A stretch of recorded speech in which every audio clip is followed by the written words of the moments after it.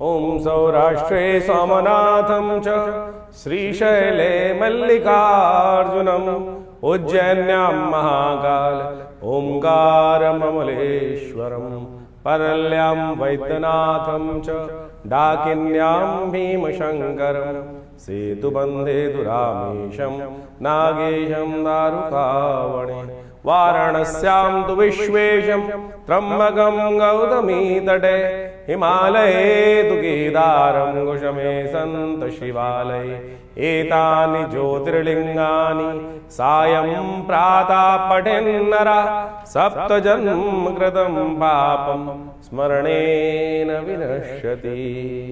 नमस्कार, स्वागत है आपका आचार्य वाणी चैनल में। मैं आचार्य डॉक्टर विक्रमादित्य आपके साथ हूँ और आज हम उपस्थित हैं आपके साथ धनु राशि वालों के साथ। धनु राशि वालों को बताने के लिए कि जुलाई के अंतिम भाग में ग्रहों का योगायोग आपके लिए किस प्रकार का रहेगा। देखिए, आप बृहस्पति प्रधान राशि वाले हैं और ऐसे में ध्यान रखिएगा, आपकी राशि में बड़ा विचित्र खेल होने वाला है। आपकी राशि के स्वामी महाराज अभी भी उदय हुए हैं और अपना पूरा प्रभाव आप पर अर्पित करने के लिए तैयार हैं, अतिचारी हैं। लेकिन अतिचारी बृहस्पति के साथ शुक्र देवगुरु के साथ दैत्य गुरु अपना फिर योग बनाने जा रहे हैं। एक बार पिछली बार भी बनाया था इन्होंने, लोगों के मति भ्रम उत्पन्न कर दिए थे, वहम उत्पन्न कर दिया था मनोमस्तिष्क में। इस वक्त शुक्र महाराज बृहस्पति के साथ विराजमान होने जा रहे हैं और बृहस्पति की अति तेज गति के द्वारा जो लाभ होने के योग बन रहे थे, बृहस्पति बहुत सुंदर स्थिति में आपकी राशि के दृष्टिकोण से चल रहे हैं।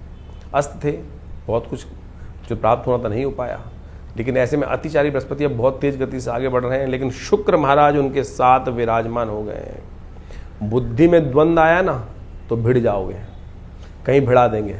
तेज गाड़ी जब चल रही होती है उसमें कहीं ध्यान को विस्मृत करने के लिए आपके साथ कोई बातूनी व्यक्ति बैठ गया तो क्या होगा, आपकी बातों में कहीं ना कहीं आपको भ्रमित कर दिया तो उसने आप सामने चलते चलते कहीं ना कहीं गाड़ी भिड़ा दोगे। यही स्थिति हो सकती है आपकी राशि के दृष्टिकोण से। वैसे आप बहुत ज्ञानवान हैं, धनु राशि वालों को ज्ञान देने की ज़रूरत होती नहीं है। वो स्वयं सेल्फ बहुत बढ़िया तरीके से आगे चलने वाले लोग होते हैं, स्वयं गुरु होते हैं, डबल शक्ति संपन्न व्यक्ति होते हैं। और ऐसे में कोई दृष्टिता ही कर सकता है कि जो बृहस्पति प्रधान राशि वालों को समझाने का कोई प्रयास करें। फिर भी आपके ग्रहों के योगायोग जिस प्रकार से चल रहे हैं वो आपके लिए कहाँ आपके लिए अच्छे हैं, कहाँ आपके लिए खराब है, आपको समझ लेना चाहिए। ज्योतिष फिर भी आपको दिव्य दृष्टि देने का प्रयास कर सकता है। ऐसे में विजय के योग भी आपकी राशि में बनते दिखाई दे रहे हैं। उन विजय के योगों को कैसे आपको लाभ लेना है। धनु राशि वालों के लिए मित्रता बहुत बढ़िया होती दिखाई दे रही है, लेकिन कई बार कुमित्र जो दुष्मित्र जो होते हैं, गलत लोग होते हैं, वो भी मित्रता का चोला ओढ़ के आ जाते हैं और वो कहीं ना कहीं आपके ग्रहों की स्थिति को देखिए। आपकी राशि के दृष्टिकोण से इस वक्त समझने की आवश्यकता है शनि मंगल का टकराव, सामने एक दूसरे के बैठकर बहुत बढ़िया तरह से आपके योग बनाते दिखाई दे रहे हैं। चतुर्थ आप इस वक्त ढैया चल ही रहे हैं और बृहस्पति का हमने आपको सावधान कर ही दिया। और साथ साथ इस वक्त जो ग्रहों का दौर आपके लिए रहेगा, कभी धूप कभी छाँव वाला योग बना रहा है। कब क्या होगा, कैसे होगा, वो हम आपको समझाने का प्रयास करते हैं और बताने का प्रयास करते हैं। समझाने के लिए तो शायद नहीं, बताने का प्रयास जरूर कर सकते हैं। जो समझ जाए तो वो अच्छा है। जो जागत है सो पावत है, जो सोवत है सो खोवत है। तो 21 तारीख का दिन सबसे पहले जान लीजिए 21 जुलाई का ग्रह नक्षत्र क्या कुछ योग बनने वाला है। 21 जुलाई सोमवार का अवसर, एकादशी तिथि विद्यमान है। इस दिन ग्रह नक्षत्रों के दृष्टिकोण से सावन की एकादशी बहुत विशेष एकादशी होती है, कृष्णा एकादशी कहा जाता है और विशेष कामिका एकादशी के रूप में इसको जाना जाता है। कावड़ धारण करने का इस दिन भी मुहूर्त होता है। साथ ही सावन का दूसरा सुंदर सोमवार का योग बन रहा है। कई सुंदर योगों को लेकर ये समय उपस्थित है। विवेकानंद योगाश्रम में इस दिन हमने विशेष कार्यक्रम रखा है कि एकादशी, कृष्णा एकादशी का योग और साथ में सावन का दूसरा सोमवार रुद्राभिषेक का सुंदर कार्यक्रम रखा जाएगा। धर्म में जुड़ें, आपके लाभ होंगे। मनोकामना सिद्धि का योग बन सकता है। जहाँ भी हो वहाँ पर बैठकर भगवान का अभिषेक करने का प्रयास करें। नहीं कर पा रहे हैं तो अपने नाम से करवा लीजिए, उसके लिए व्यवस्थाएं हैं। अब ग्रह क्या करने जा रहे हैं वो भी जान लीजिए। आपकी राशि के दृष्टिकोण से स्वास्थ्य पर यदि ध्यान रखने की ज़रूरत है। विजय के योग हैं, बढ़िया योग हैं। उच्च के चंद्रमा विराजमान है आपकी राशि के दृष्टिकोण से, सफलता दे रहे हैं, विजय देने की योग भी बनाते दिखाई दे रहे हैं। लेकिन आपके स्वयं के विचार कहीं ना कहीं स्वास्थ्य पर भारी पड़ सकते हैं, इसलिए अपनी सीमा को देखते हुए कार्य करने की ज़रूरत है। प्रभाव आपका बड़ी को अच्छा रहेगा, कोई दिक्कत नहीं। विजय के योग बनते दिखाई दे रहे हैं, लेकिन स्वास्थ्य गया तो सब कुछ गया। इसलिए ज़्यादा दिमाग पर प्रेशर न डालें, इस बात का ध्यान रखते हुए कार्य करें। भगवान कृष्ण को तुलसी दल मंजरी युक्त ओम नमो भगवते वासुदेवाय इसको कहते हुए अर्पित करने का प्रयास करें। बहुत सुंदर होगा आपके लिए। 22 तारीख मंगलवार का दिन द्वादशी और त्रयोदशी तिथि का योग दिल्ली के पंचांग के अनुसार से बन रहा है। त्रयोदशी क्षय हो रही है, ग्रह परिवर्तन की तरफ जा रहे हैं और आपकी राशि के दृष्टिकोण से बड़ा सुंदर योग बनकर तैयार है, जो आपको बिल्कुल रास्ता क्लियर दिखा रहा है, लाभ के रास्ते खुलता दिखाई दे रहा है। लेकिन ध्यान रखना, सर मुंडाते ही कई बार ओले पड़ सकते हैं। और ऐसे में एक दिव्य उपाय बताएं आपको आपकी राशि के दृष्टिकोण से। यदि आपके क्षेत्र में इन दिनों जब भी बारिश हो तो थोड़ा बारिश का पानी लेकर अपने ऊपर डाल दिया कीजिए। बारिश में भीगना आपके लिए बहुत सुंदर हो सकता है, विजय देने के योग बना सकता है, कष्ट को दूर करने के योग बना सकता है। ऐसे में ग्रह नक्षत्रों के दृष्टिकोण से इस दिन भौम प्रदोष का योग बन रहा है। ऋण से यदि परेशान चल रहे हो तो इस दिन ऋण मोचन स्तोत्र का पाठ कर लीजिए। गजकेसरी योग बनकर तैयार है। साथ साथ कावड़ धारण करने का अंतिम समय आपके पास है। मध्याह्न के बाद कावड़ धारण करें और हो सके तो अगले दिन शिवरात्रि पर भगवान पर गंगा जल सुंदर अर्पित करने का प्रयास करें।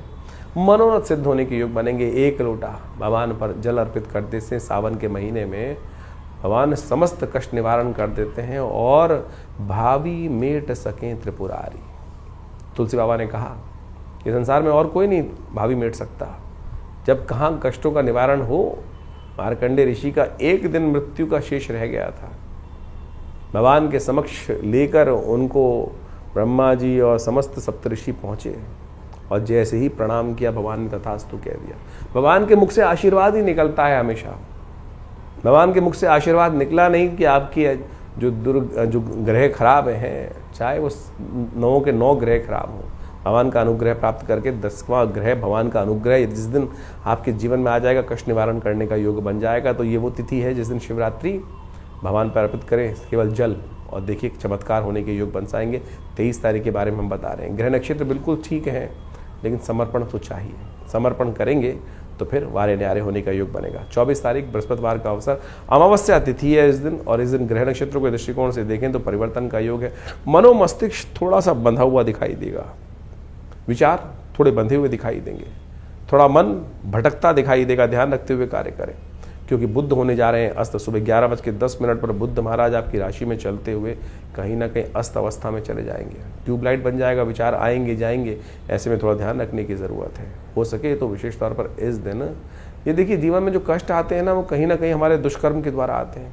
कई बार क्या होता है, हमारे घर में पीपल का पेड़ उड़ाया, कहीं कोई पेड़ कोई किसी का पास होता है, हमने तोड़वा दिया, कटवा दिया।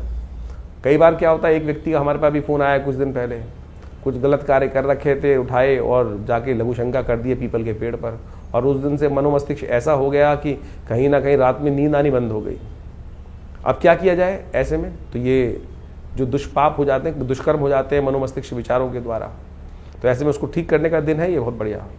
इस दिन क्या करना चाहिए आपको, नोट कर लीजिए, क्योंकि बहुत अज्ञानता में कार्य हो जाते हैं। एक पीपल का पेड़ लेकर किसी देवस्थल में या कहीं शुभ स्थान में उसको रोपित करें, उसका थोड़े दिन तक उसका सेवा करें, और ओम विशेष तौर पर भगवान विष्णु का ओम नमो नारायणाय इस मंत्र का जप करते हुए कार्य करें। यह हरियाली अमावस्या विशेष तौर पर संपूर्ण रूप से कष्टों को दूर करने वाली आपके योग बनाएगी। सुंदर ध्यान करते हुए कार्य करने बहुत सुंदर रहेगा आपकी राशि के दृष्टिकोण से। 25 तारीख शुक्रवार का अवसर, शुक्ल पक्ष आरंभ हो रहा है, सावन का महीना चल ही रहा है। ऐसे में ग्रहों का परिवर्तन का योग चल रहा है और मंगल महाराज इन दिनों परिवर्तन करने का रास्ता बहुत तेजी गति से आगे चलते हुए दिखाई दे रहे हैं। षडाष्टक योग जरूर बना रखा है उन्होंने, लेकिन वो विशेष तौर पर इस समय सूर्य के राशि में चलते हुए सूर्य के नक्षत्र में प्रवेश करते दिखाई दे रहे हैं, और इस सूर्य का नक्षत्र जो उत्तरा फाल्गुनी नक्षत्र में प्रवेश करेंगे, और ऐसे में ये आपकी राशि के दृष्टिकोण से जो योग बनता दिखाई देगा वो बहुत महत्वपूर्ण रहेगा। भाग्य के दृष्टिकोण से कुछ ना कुछ परिवर्तन का योग बनता दिखाई दे रहा है, और ऐसे में भाग्य के दृष्टिकोण से अच्छा पुरुषार्थ करने का योग आपकी राशि में बनता दिखाई देगा। ऐसे में थोड़ा सा गुड़ का दान कर, हो सके तो भगवान शिव का इच्छु रस से अभिषेक करने का प्रयास करें, आपके कष्ट निवृत्ति के योग बनेंगे। 26 तारीख शनिवार का अवसर, और ऐसे में द्वितीय तिथि विद्यमान है, और ग्रह नक्षत्रों के दृष्टिकोण से यदि हम देखें तो आपकी राशि के दृष्टिकोण से एक ऐसा योग बनता दिखाई दे रहा है कि धर्म में आपकी इच्छा जागने के योग बन सकते हैं। जितने सुबह थोड़ी हल्की दिखाई देती है, थोड़ा मन भटकता दिखाई देगा, लेकिन शाम आते आते थोड़ा सरलता जीवन में उत्पन्न होने के योग बन सकते हैं। इस दिन ग्रहों का परिवर्तन का योग बन रहा है। शुक्र महाराज बृहस्पति के साथ अपना योग बनाकर तैयार हो जाएंगे, और ये आपकी राशि के दृष्टिकोण से एक महत्वपूर्ण रहेगा। थोड़ा बुद्धि के द्वारा आपको कुतर्कों से बचने की आवश्यकता रहेगी, तो ऐसे में कुतर्कों से बचे और सही दिशा यदि प्राप्त हो जाए तो गुरु का सहायता लेने का प्रयास करें। और इस वक्त हनुमान जी से बढ़िया कौन गुरु हो सकता है। और देवता चित्तन अंतरहि हनुमत से ही सर्व सुख करे। आपकी राशि के दृष्टिकोण से हमें दिखाई दे रहा है कि इस वक्त हनुमान जी की शरण में जितने जाएंगे शनि का उपचार भी होगा और सही दिशा भी प्राप्त होने के योग बन सकते हैं। तो ऐसे में शनिवार का दिन है, कोशिश करें हनुमान जी का स्तवन करें, हनुमान चालीसा का पाठ करें, सुंदरकांड का पाठ करें, आपके लिए कल्याणकारी योग बनेंगे। 27 तारीख रविवार का अवसर, तृतीया तिथि विद्यमान है, मधुश्रवा तीज का योग बन रहा है। ग्रह नक्षत्रों के दृष्टिकोण से आपका मनोमस्तिष्क थोड़ा सरल होता दिखाई दे रहा है, विचार थोड़े सरल होते दिखाई दे रहे हैं। ग्रह नक्षत्रों के दृष्टिकोण से थोड़ा स्वास्थ्य का ध्यान रखने की ज़रूरत है। अपच की शिकायत थोड़ी परेशान कर सकती है इन दिनों। कमर का हड्डी का संबंधित रोग थोड़ा परेशान करने का योग दे सकता है। जल्दबाजी में ना कीजिएगा, फिसलन है, पैर फिसल सकता है और वो कष्ट दे सकता है। तो ऐसे में आपके लिए अच्छा ये रहेगा कि मधु का दान करें, हो सके तो शहद के द्वारा भगवान का अभिषेक करने का प्रयास करें। मधुश्रवा तीज है, जीवन में मधुर घोलने के लिए मधु का दान करना आपके लिए बड़ा अच्छा रहेगा। ऐसे में हो सके तो भगवान कृष्ण को मंदिर में जाकर उनको झूले में बिठाकर थोड़ा झूला उनका हिलाने का प्रयास करें। देखिए भगवान की कृपा से कष्ट निवृत्ति का योग बनेगा। 28 तारीख सोमवार का अवसर, चतुर्थी तिथि है और दिव्य योग बना है। ग्रह नक्षत्रों के दृष्टिकोण से आपकी राशि के दृष्टिकोण से यदि कहा जाए तो अध्यात्म में विकास से आपको बहुत सारे कष्टों से निवृत्ति का योग बन जाएगा। आपका ग्रह साफ साफ कह रहा है कि धर्म युक्त रहें, धर्म से दूर ना रहें। धर्म के द्वारा आपके लिए कल्याण के योग बन सकते हैं। खासतौर पर इस बात का ध्यान रखते हुए कार्य करने की खास ज़रूरत है। सावन का तीसरा सोमवार फिर पड़ रहा है सोमवार पे, चतुर्थी तिथि। सोमवार पे जो चतुर्थी तिथि का योग बन रहा है, इस बार बड़ा अद्भुत योग बना कि सावन के दो सोमवार चतुर्थी को पड़े। बहुत रेयर पड़ते हैं। विघ्ननाशक भगवान का ध्यान करते हुए भगवान गणेश का ये चतुर्थी तिथि रहती है और जितने भी विघ्न जीवन में आते हैं उनको सबको दूर करने के लिए योग है। यदि आपके कार्य में, व्यवसाय में, जीवन में, आपके घर में या कोई भी कार्य आरंभ करते हो, बार बार कोई ना कोई मनोमत इच्छा पूरी करते हो, विघ्न ही विघ्न आए जा रहे हैं, तो ये बहुत अद्भुत योग है। ऐसे में विघ्नों को दूर करने के लिए दूर्वा चतुर्थी है। इस दिन गणेश जी को विशेष तौर पर दूर्वा के गणेश जी बनाकर भगवान शिव पर अर्पित करने का प्रयास करें और 108 दूर्वा अंकुर भगवान पर अर्पित करने का प्रयास करें। हमने विवेकानंद योगाश्रम में इस दिन विशेष तौर पर कार्य रखा है। भगवान का दूर्वा के द्वारा विशेष पूजन होगा, रुद्राभिषेक रहेगा। सामूहिक तौर पर बहुत सारे लोग इसमें भाग ले सकते हैं। आप भी यदि अपना स्थान आरक्षित करना चाहें तो आप उसमें सम्मिलित हैं, लाभ रहेगा। कष्ट निवृत्ति का योग बनेगा। इस दिन मंगल ग्रह भी परिवर्तन का योग बनाते दिखाई दे रहे हैं। शनि के बिल्कुल सम्मुख आके योग बना रहे हैं। द्वंद्वात्मक स्थिति कहीं ना कहीं ध्यान रखना पड़ेगा आपको बहुत सारे कार्य करते वक्त। ये मंगल शनि का टकराव जो है कुछ आगे आरंभ हो रहा है और ये विश्व को थोड़ा कोलाहल उत्पन्न करने के योग दे सकता है। ऐसे में अवश्य विघ्नहर्ता गणेश जी का ध्यान करते हुए, शिव का ध्यान करते हुए हमारे दुष्कर्म हमसे दूर रहें, कष्ट निवृत्ति का योग बने। भगवान शिव का अवश्य ध्यान करते हुए कार्य करें। एक लोटा जल आज से जरूर भगवान को अर्पित करने का प्रयास करें, कष्ट निवृत्ति का योग बनेगा। 29 तारीख मंगलवार का दिन, धनु राशि वालों को समझ लेना चाहिए उनके ग्रह योग परिवर्तन की तरफ जा रहे हैं और ये परिवर्तन उनकी मेहनत के अनुसार से लाभ देने के योग अवश्य बनाते दिखाई दे रहे हैं। इस दिन बृहस्पति महाराज राहु के नक्षत्र में प्रवेश करेंगे। थोड़ा बुद्धि का ध्यान रखना पड़ेगा, कहीं बुद्धि जो है वो भ्रमित ना हो जाए और हम गलत सीधे चलते चलते राहु के कारण से कहीं ना कहीं उल्टी तरफ ना चल दें। जितने विमुख होंगे उतने ज़्यादा कष्ट में फंसेंगे, इस बात का ध्यान रखना। सिर मुंडाते ही कहीं ना कहीं ओले पड़ने के योग बन सकते हैं। तो ऐसे में थोड़ा ध्यान रखें तो अच्छा रहेगा। आपकी राशि के दृष्टिकोण से थोड़ा सा केसर का सेवन, केसर का तिलक नित्य प्रति करें, नहीं तो ये राहु कहीं ना कहीं आपकी सद्बुद्धि को भ्रमित करने के योग बना सकता है। 30 तारीख बृहस्पतिवार बुधवार का अवसर है, षष्ठी तिथि विद्यमान है और ऐसे में ग्रह नक्षत्रों के दृष्टिकोण से ग्रह योग जो आपकी राशि में बन रहे हैं वो कह रहे हैं कि मेहनत से मत भागना भाई, जितने कदम चलोगे उतनी सफलता अवश्य आपकी राशि में बनती दिखाई दे रही है। कल की सप्तमी है इस दिन, विशेष तौर पर कल की जयंती, कल की षष्ठी के दिन भगवान का जो जन्म हुआ होगा आने वाले भविष्य में सप्तष्ठी के दिन, सावन मास के शुक्ल पक्ष की षष्ठी के दिन शास्त्र में वर्णित है। इस दिन भगवान विष्णु का सुंदर पूजन करें, कल्याण के योग बनेंगे। 31 तारीख बृहस्पतिवार का दिन, सप्तमी तिथि विद्यमान है। गजकेसरी योग आपकी राशि में बनकर तैयार हो रहा है। बृहस्पति के साथ सम्मुख रूप से जो दृष्ट होकर चंद्रमा विराजमान होने जा रहे हैं और वो कहते हैं संत सेवा जितनी करोगे उतने कल्याण के योग बनेंगे। और ऐसे में सरल रहिए, अच्छा रहेगा आपके लिए। देखिए सावन का महीना चल रहा है, इस समय आपने अभी अपने भविष्य को समझा। भविष्य में ग्रह तो खेल करते रहेंगे, अपने अपने अजीब अजीब खेल चलते रहेंगे, लेकिन एक बात ध्यान रखें, हम अपनी मनोकामनाओं को पूर्ण करने के लिए जिस भी रास्ते को अपनाएंगे वो कहीं ना कहीं मनोकामना पूर्ण होती है, लेकिन हमारी परीक्षा भी साथ साथ जीवन में चलती रहती है और शास्त्र उसके प्रमाण है। शास्त्र के दृष्टिकोण से इस रहस्य को हमें समझना चाहिए। मार्कंडेय ऋषि के बारे में आपने सुना होगा, शास्त्र में अष्ट चिरंजीवी कहे गए हैं, अश्वत्थामा, बलिर्व्यासु, हनुमानश्च विभीषण, कृपा परशुरामस्य, मार्कंडे च अष्टमा। ये अष्ट चिरंजीवी हैं जिनके जीवन में अद्भुत चमत्कार का योग बना है। और इस सावन के महीने में इस रहस्य को हमें समझने की आवश्यकता है। हम कई बार अपने वीडियोस के माध्यम से आपके समक्ष भाव उपस्थित करते हैं कि हमको शरणागति भगवान की प्राप्त करने का उपाय करना चाहिए। और पौराणिक मत से ज्योतिष को जो समझ लेते हैं उनके बहुत सारे कष्ट निवृत्ति के योग बन जाते हैं। ये सावन का महीना बेहद खास है। और ऐसे में संसार में शास्त्रों में लिखा है कि हमारे समस्त जो जीवन जो है ग्रहों के अधीन है, ग्रहों के उठापटक परिवर्तन के अनुसार से हमारे जीवन में अच्छा बुरा समय हमको प्राप्त होता है। लेकिन उसके ऊपर भी एक 10वां ग्रह है, भनु भगवान का अनुग्रह करना। जो भगवान का अनुग्रह कर लेते हैं उनके समस्त 9 के 9 ग्रह शांत हो जाते हैं।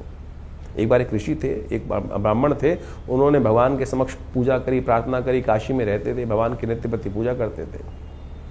घर में कोई संतान नहीं थी, तो भगवान को प्रसन्न किया। भगवान शिव जो है, जैसा महीना चल रहा है तो कहा जाता है कि सावन के महीने में भगवान पे एक लोटा भी अर्पित कर दोगे तो भगवान तथास्तु का वरदान ही देते हैं। भगवान प्रसन्न हुए, कहा जाता है बहुत वर्षों की साधना से, और भगवान ने उन ब्राह्मण को, विप्र को कहा कि बोलो क्या चाहते हो। उन्होंने भगवान के सामने प्रार्थना रखी कि हमारे घर में संतान नहीं, संतान आप आशीर्वाद दें तो संतान। तो भगवान ने बड़ा विचित्र प्रश्न किया, बोले संतान चाहिए, पुत्र चाहिए, कुपुत्र चाहिए। कुपुत्र चाहिएगा तो लंबा जीने वाला मिलेगा, सुपुत्र चाहिए तो केवल 5 वर्ष की आयु वाला मिलेगा। कहा जाता है कि संतान की आकांक्षा में उस साधु ने, संत ने, ब्राह्मण ने कहा कि भगवान सुपुत्र ही दो, कुपुत्र होगा तो जीवन भर कष्ट देगा, कम से कम 5 साल तो सुख प्राप्त करने का योग बनेगा, संतान की सेवा करने का अवसर मिलेगा। भगवान ने तथास्तु कहा। देवयोग से संतान प्राप्ति हुई। मार्कंडेय ऋषि उस घर में उत्पन्न हुए, और जैसे जैसे जीवन समय आगे चलता रहा, उस साधु को, उस ब्राह्मण को ये तो पता ही था कि बच्चे की आयु केवल 5 साल है। 4 साल बड़े सुंदर निकल गए, 1 वर्ष रह गया। मन में ऐसे भाव थे कि अब बचा कहाँ है, समय सुख का बस अंतिम समय है, बालक का जीवन केवल 1 वर्ष शेष रह गया है। तो कहा जाता है कि उन्होंने कई जगह जन्मपत्री दिखाई, तो उन्होंने कहा कि किसी संत का आशीर्वाद मिल जाए तो इसके समस्त जो है कष्ट निवृत्त हो सकते हैं। संत का आशीर्वाद इतना चमत्कारी होता है, इसलिए हम कई बार आपको कहते हैं कि जहाँ भी संत हैं उनको दर्शन करके लाभ लेने का प्रयास करें। तो मार्कंडेय ऋषि के जीवन में एक घटना घटी कि उनके पिता को कहा किसी ज्योतिषी ने कि भाई संत का आशीर्वाद चाहिए, संतों का आशीर्वाद। बोले संत कहाँ ढूंढने मिलेंगे, संत कहाँ ढूंढूं। बोले तुम तो ये छोड़ो कौन है कि संत नहीं, सबका ही आशीर्वाद लेने का प्रयास करो, हो सकता है भाग्य से कोई ना कोई मिल जाए। बोले क्या करूं। बोले एक काम करो, कुटिया बनाओ, गंगा के तट पर संत महात्मा दर्शन करने आते हैं, स्नान करने आते हैं, जो भी दिखाई दें आप सब उनके ही चरणों में नमन करो, सब आशीर्वाद देंगे। यही किया उन्होंने। 1 वर्ष था, धीरे धीरे समय भागता चला गया। देवयोग से 3 दिन शेष रह गए थे उस 1 वर्ष पूरा होने में। मार्कंडेय ऋषि का जो शरीर था पूरा होने में 3 दिन बाकी थे। देवयोग से भगवान की कृपा से 7 ऋषि वहाँ से निकले, उन्होंने नमन किया। और जैसे ही मार्कंडेय ऋषि ने उनको नमन किया, उस ऋषि बालक ने नमस्कार प्रणाम किया, उन्होंने कहा यशस्वी भव, दीर्घायु भव। और जैसे ही दीर्घायु कहा तो वो ब्राह्मण था, हंसा। बोले महाराज आप आशीर्वाद दे रहे हो, दीर्घायु भव, आयुष्मान भव का आशीर्वाद दे रहे हो, इस बालक के तो 3 दिन ही शेष रह गए हैं। उनको बड़ा विचित्र लगा सप्तऋषियों को कि अरे हमारा आशीर्वाद तो निष्फल चला जाएगा।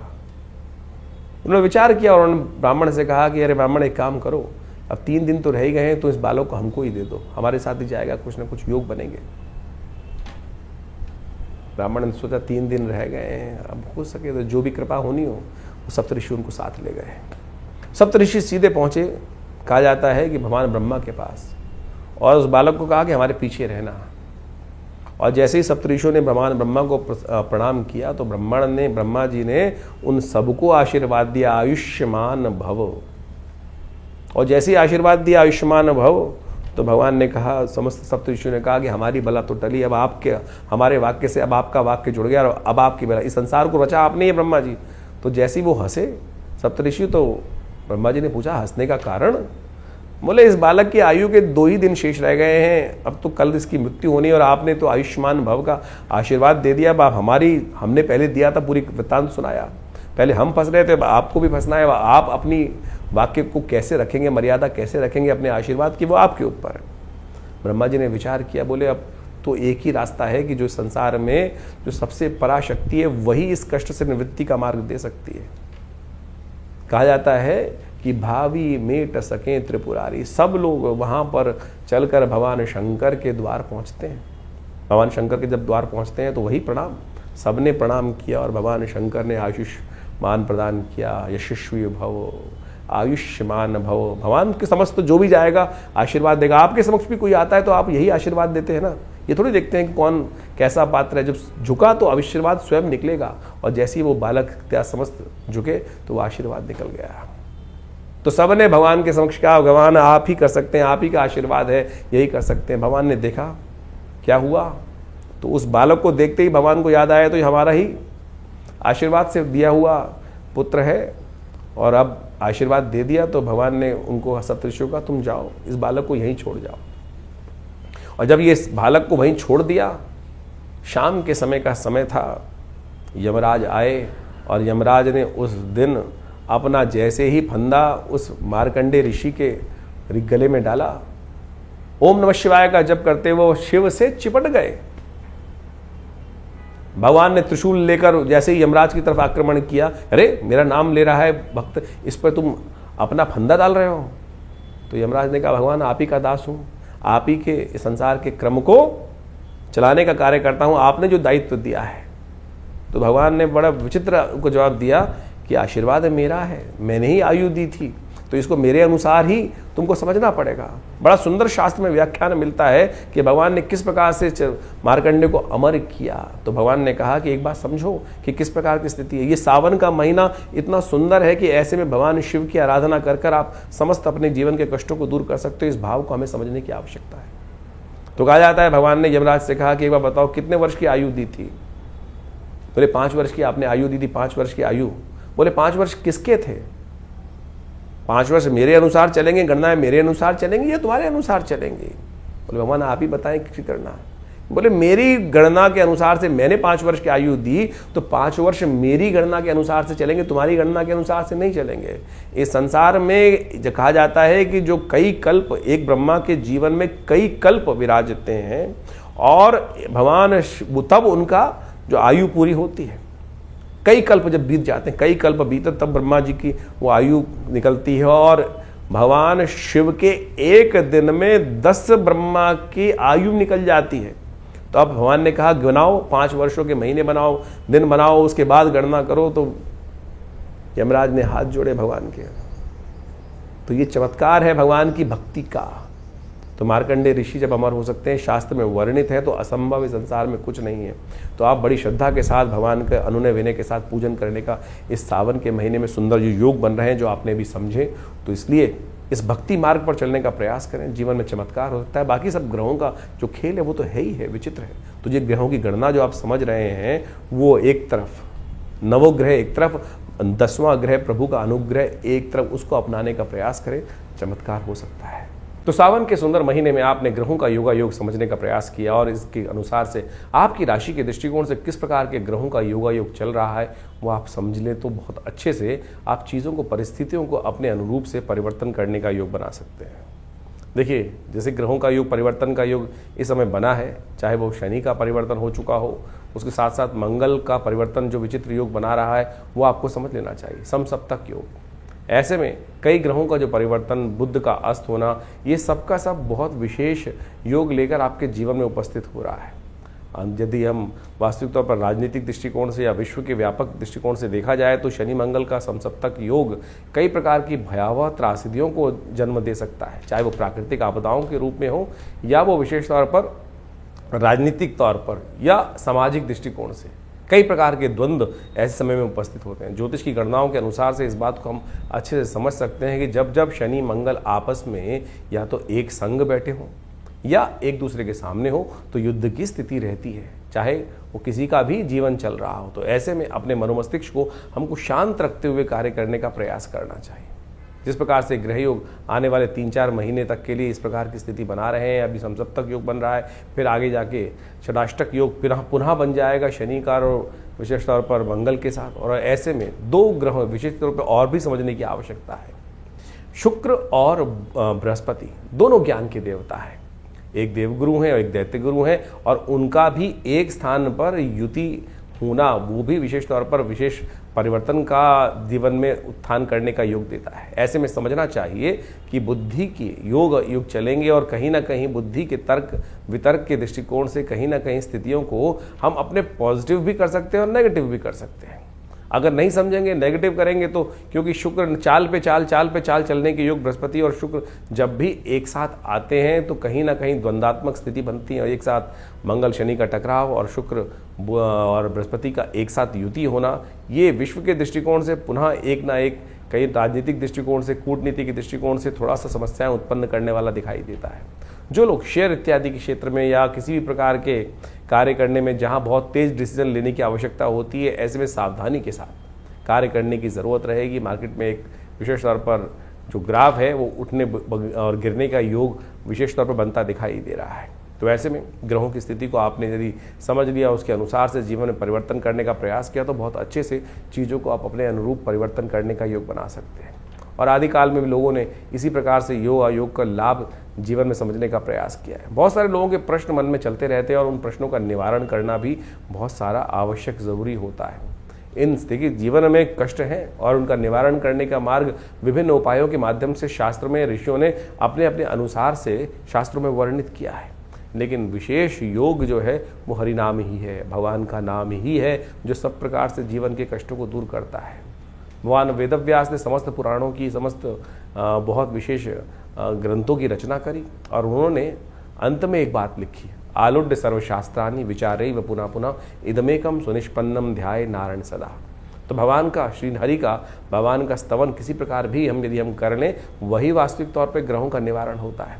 इंडिविजुअल तौर पर कई ग्रहों के उपचार के तौर पर बहुत सारे समय समय पे हम उपाय बताते ही रहते हैं, लेकिन उसके साथ साथ भी पराप्रकृति ने, ऋषियों ने जिस प्रकार से हमारे भारतीय सनातन पद्धति के अनुसार से विभिन्न त्योहारों को, विभिन्न जो उत्सव है उनकी संरचना करी है, वो इसी सोच समझ कर करी है कि किसी न किसी प्रकार से हम उस प्रभु भजन में अपने आप को लगाए रखें। सावन चल रहा है और सावन में भगवान को प्रसन्न करने के लिए एक लोटा जल ही काफ़ी है।